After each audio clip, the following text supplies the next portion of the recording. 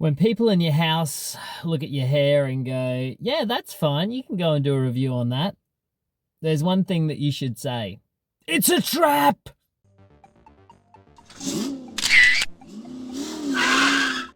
Good evening, it's Adam here again with another quick instant movie review for you. And questionable hair.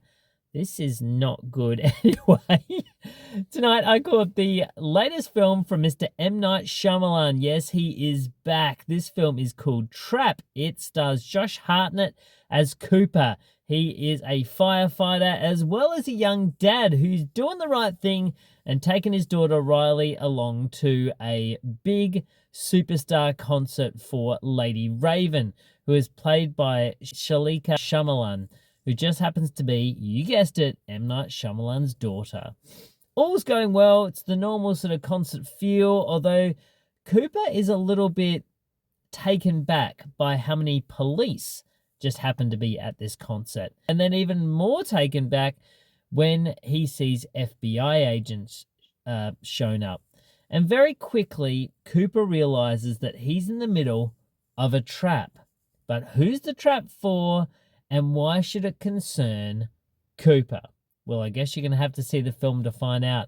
As I mentioned, Shyamalan is in this, M. Night Shyamalan's daughter. She's got about 14 songs on the soundtrack.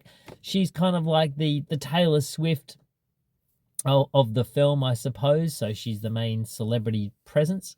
And she does a pretty good job. She's actually pretty good, even in her acting trope bits.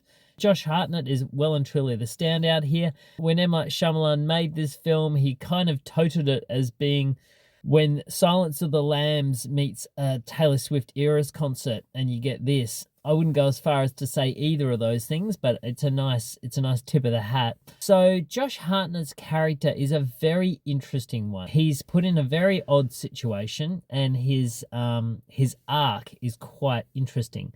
I don't want to say too much more about it, but I will say that his performance is really a stellar performance. He puts on a great show here, and it's really good fun to watch him play this character. However, M. Night Shyamalan is doing it again. He's doing his whole characters talk directly to camera type of thing, which I'm not a really massive fan of. I kind of feel like it's a little bit, it doesn't quite work. And there's particularly a shot where it's supposed to be the POV of the person who the other person is talking to. So if it was me, I'd be looking straight at you. Then if it's supposed to be a POV of that person looking at the other character, then that you'd see that through the whole shot. But the problem is that the character then moves out of the shot, and it kind of doesn't work. So there's a few techniques that happen and that are used like that really don't make sense.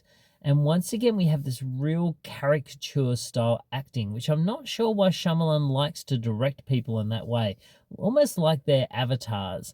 They're kind of not real people, and they say things in not a real way. It's all very odd, and it was so prevalent in Old. That was the film that I went, what, is this just really bad acting, or what's going on right here? And it happens again. There's particularly a scene in this where Cooper meets a mother of one of Riley's friends, and it's such an odd scene, and it happens 3 times with this particular actor. I'm not sure why they're in the movie. I don't know if it's contractual. I don't know if she's been in something else. I don't know if M. Night said, oh, look, why don't you jump in this film to play this character? And it just doesn't really have any relevance, and it's just very odd. So there's a couple of very strange moments in this. It does start very strong, and then I would say it does start to peter out a little bit sort of towards the end. At the end of the day, it outstays its welcome, this film. And even at 105 minutes, which is not an overly long film in this day and age, it still felt like it really tried to harp at the point and just like, okay, yep, we're there, we get it, we understand. Can we move this along a little bit? So it just really fattened it out. The other thing that I thought about Trap is that it really did feel like we're making a soundtrack movie for M. Night Shyamalan's daughter to try and sell some records or get some plays on Spotify or maybe get a tour. I'm not sure. But it's almost like M. Night went, I'm going to make a concept movie for you.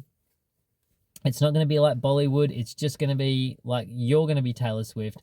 We're going to play your songs. It's like an overextended music video, but it's a tour video. Anyway, I guess he's got the influence and I guess he's going to do it. So this was filmed at the same time as M. Night Shyamalan's other daughter was making The Watchers, which is, I actually would say The Watchers is almost as good as this film.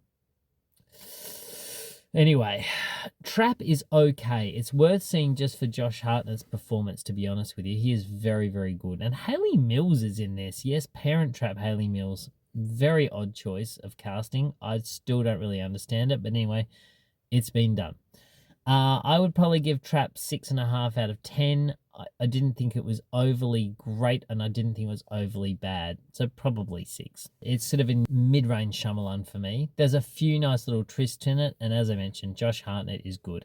That is my review of Trap. Hopefully I don't fall for the next trap, which is my hair being like this again. So don't forget to tell your friends, subscribe if they want to see some bad hairstyles, good timings. And I look forward to catching up with you all next week here in my car.